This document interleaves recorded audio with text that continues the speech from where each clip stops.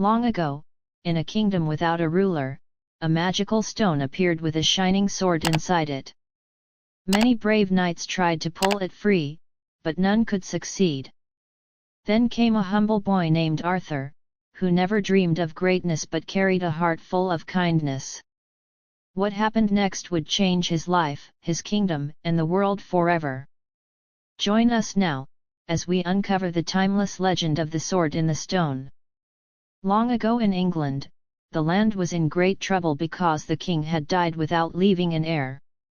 Without a ruler, the knights argued, the lords fought, and the people grew afraid of what might come next. Every town felt the sadness of a kingdom that lacked peace and strong leadership to keep it safe. Winter winds blew harder, crops failed to grow, and even the bravest knights seemed unsure of the future.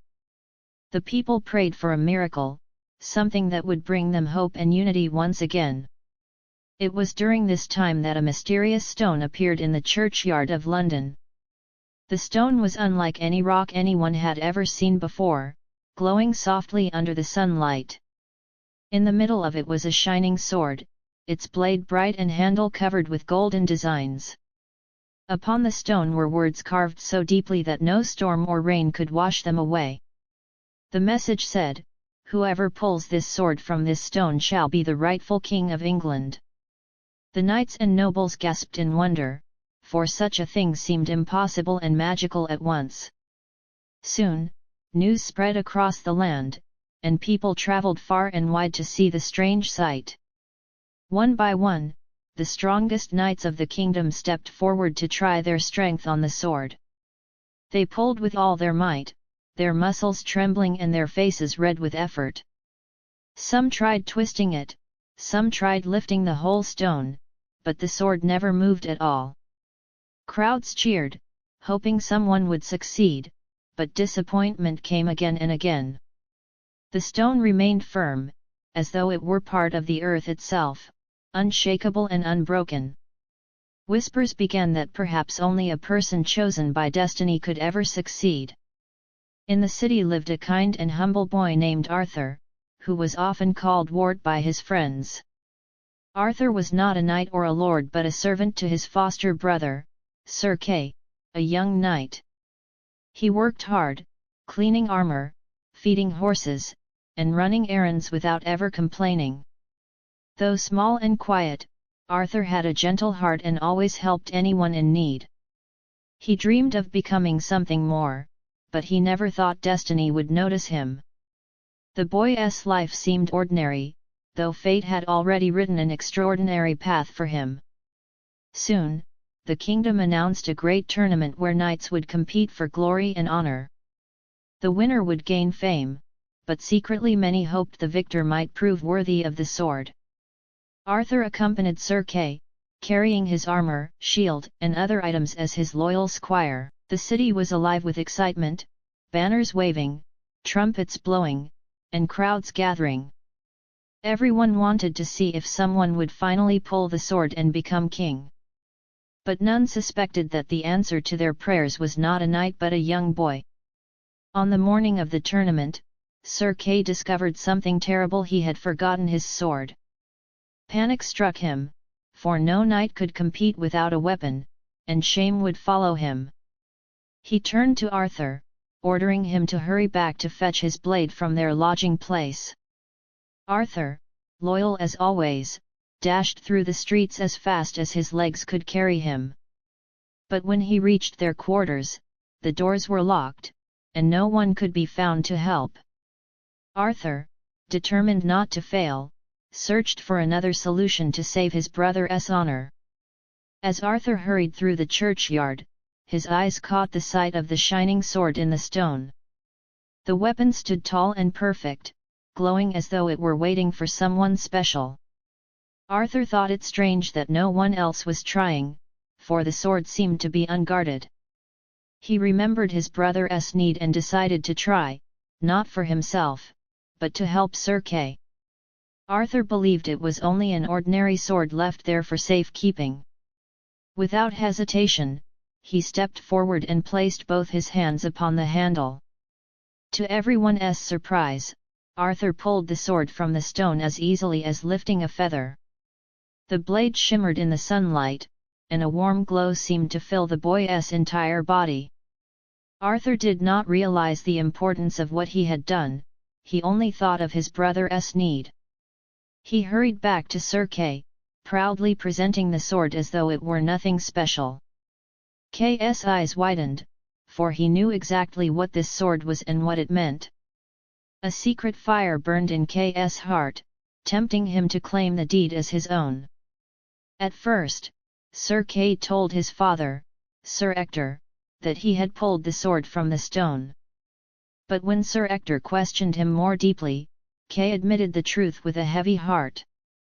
Arthur explained everything, still not understanding why the adults looked at him with wonder.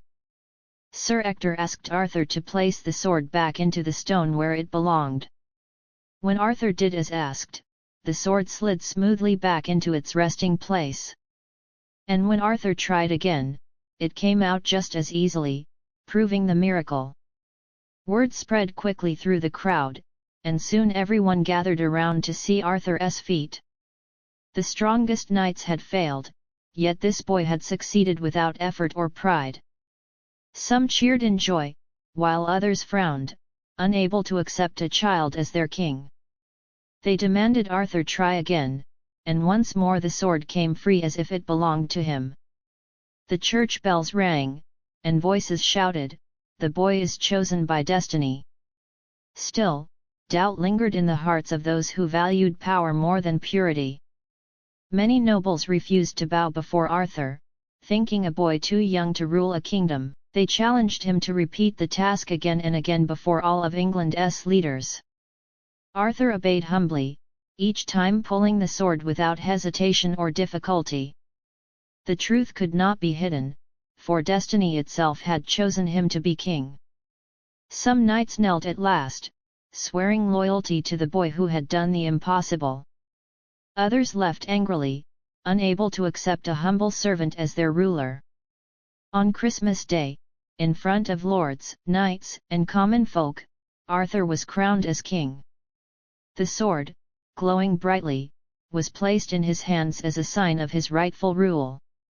The people who once doubted him now cheered, filling the air with joy and hope. Arthur's heart trembled, not with pride, but with the weight of responsibility ahead. He promised to be a fair and kind ruler, protecting the weak and serving his land. Thus began the reign of King Arthur, born from humility, courage, and destiny. Arthur was still very young, and though he wore the crown, he did not yet know how to rule. He spent his days learning from wise teachers about justice, kindness, and the duties of a king. Arthur listened carefully, always remembering the struggles of ordinary people he once lived among. He wanted to be a ruler who cared for everyone, not only knights and nobles. This humility made him different from others, and the people slowly grew to trust him. The boy who once served became the servant of an entire kingdom. The sword in Arthur's hands was no ordinary weapon, for it seemed to glow with secret magic. Legends whispered that the blade had been forged by powers beyond the understanding of men. It was said to protect the innocent and give strength to the heart of the worthy. When Arthur held it, he felt courage flow through him, as though destiny guided his hand. But the sword was also a reminder that great power came with greater responsibility. Arthur vowed never to use it for greed but only to defend what was right. Arthur was often guided by Merlin, a wise old man who seemed to know more than anyone. Merlin taught him about honor, fairness, and the balance between strength and mercy. The boy king listened closely, for he knew wisdom was more valuable than strength. Merlin explained that being a ruler was not about commanding but about serving the people. Arthur learned that kindness could win more loyalty than fear ever could. These lessons shaped the heart of the young king into one filled with light. As Arthur grew, he gathered around him brave and loyal knights who believed in his vision. He welcomed not only the strongest but also those who valued honor, loyalty, and kindness. Together, they dreamed of building a kingdom where peace and justice would shine. Arthur created the Round Table, where all knights were equals, none greater than another. This symbol reminded them that unity was stronger than pride or greed. The land began to heal under the leadership of the boy who had pulled the sword. With a new king upon the throne, the fighting among lords and knights began to end. The people found hope again, believing that Arthur's rule would bring them peace at last. Farmers returned to their fields, children laughed once more, and trade began to grow. Arthur traveled across his kingdom, listening to his people and solving their troubles. The boy who once lived in shadows now walked proudly as a guiding light. Everywhere he went, he carried the sword that had chosen him as their protector. Yet not everyone was happy about Arthur's rise to the throne, and some plotted against him. There were greedy lords who still dreamed of taking the crown for themselves. They challenged Arthur to battles, thinking his youth would make him weak and afraid. But Arthur's courage, guided by destiny and the sword, helped him defeat every foe. The people grew more certain that their young king was truly chosen by fate. Each victory strengthened the trust between Arthur and the kingdom he ruled. Though he won battles, Arthur never grew cruel or proud, for he had a gentle heart. He often showed mercy to those who wronged him, surprising both friend and enemy alike. His kindness inspired others to change their ways and seek forgiveness rather than war. Arthur believed a true king was not measured by how many he defeated but by how many he healed. Even knights who once doubted him began to admire his wisdom and fairness. Slowly, the kingdom became a land where peace and justice were honored above all. Arthur often thought back to the stone and the sword that had changed his life forever. He realized that it was not strength that freed the sword, but the purity of his heart. This truth stayed with him, reminding him never to forget his humble beginnings. The stone had tested the pride of knights but rewarded the kindness of a servant boy. Arthur knew that the greatest power was not in the sword itself but in the choices he made. And so, he ruled with wisdom, never forgetting the lesson destiny had given him. The story of the sword in the stone spread far beyond the kingdom, reaching other lands. It inspired children, knights, and even kings in distant places to believe in destiny. The sword became a symbol of hope, teaching that greatness could come from anywhere. No one looked at Arthur as just a boy anymore, for he was their chosen king. The people believed that if a humble servant could rise, then anyone might do great things. Hope, courage, and unity filled the land stronger than ever before. Arthur grew taller and stronger, but his greatest strength was never his sword. It was his compassion, his ability to see the good in others, and his unshakable fairness. While other rulers boasted of armies and treasures, Arthur's treasure was his people's trust. The sword was only a tool, but his heart was the true crown of his reign. The kingdom flourished not through fear but through respect and love. The young king had proven that true power came from humility. Arthur's knights at the Round Table promised to protect the weak and fight for justice.